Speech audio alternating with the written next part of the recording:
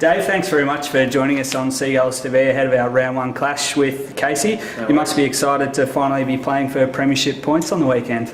Yeah, absolutely. We were talking about it last week. It just feels like it's kind of taken forever this year. It's a little bit later than normal, I think, starting kind of Easter time, and we've had probably a few extra prackies as well. So I think it's just a weird feeling coming off the ground after a practice match. It kind of doesn't really mean as much as getting a few points. So it's good to play for some this weekend. Got a lot of new blood at the club, a lot of new recruits. Any of the young guys in particular who have impressed you over the pre-season? Yeah, I think it's really been a really even list this year, specifically kind of around that fringe level as well. Some of the younger talent that's really come on probably from a year or two ago, people like you, Buykx-Smith, Chizza, all of those kind of guys that have just been pushing and pushing. A few of them have had a few injury woes, unfortunately, at different times.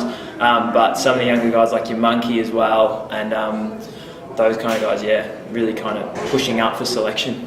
One of the big name recruits is Joel Tippett, obviously plenty of AFL experience there. Yep. What's he going to bring to the defensive mix, do you think? Yeah, I think he probably helps me out, probably 20 kilos heavier than me, which will help with the big gorillas that I'm always kind of a little bit skinnier to play on. So I think that'll really help me kind of get off those resting ruckmen and move to maybe a more mobile forward. And just, I guess, a plan B for when one of us is struggling, and just a different option. So I think that'll just add a bit of versatility.